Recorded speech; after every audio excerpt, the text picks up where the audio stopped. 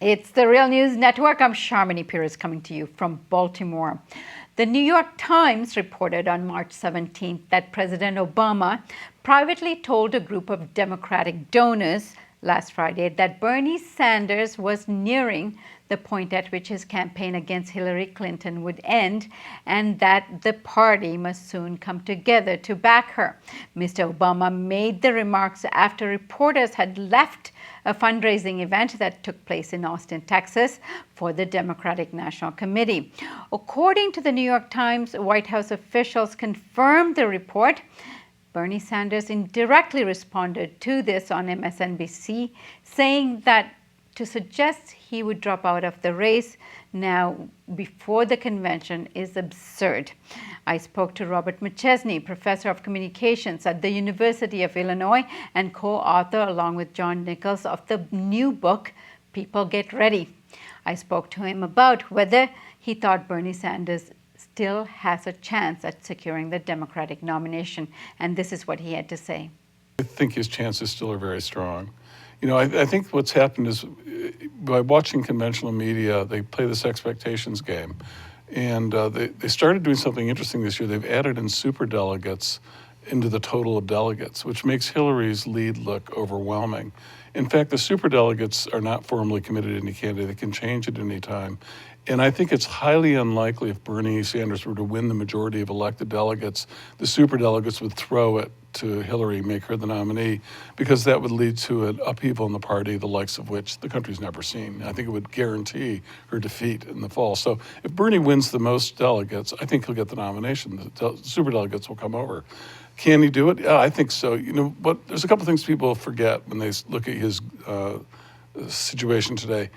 When Bernie Sanders announced to be president in July or June or April, whatever it was, of 2015, except for the state of Vermont, he was behind by 50 or 60 points in every other state. So it wasn't like they both started at 0, and then she got up to 60 and he had up to 40. She started at 85. He started at 2 or 3 or 10 at most. And so he's carving away. And the way the schedule was structured, it wasn't intentionally done for this race that way, but it's had that effect. They stacked up a number of states early on where he would have no time to campaign, where she's well-known. Everyone knows she is, and people had no idea who he was. And there was no way he could effectively campaign in the South, for example, and get those votes. And then yesterday, March 15th, again, or 2 days ago, March 15th, they then stacked up again 5 major states, and he had 1 week to campaign in them.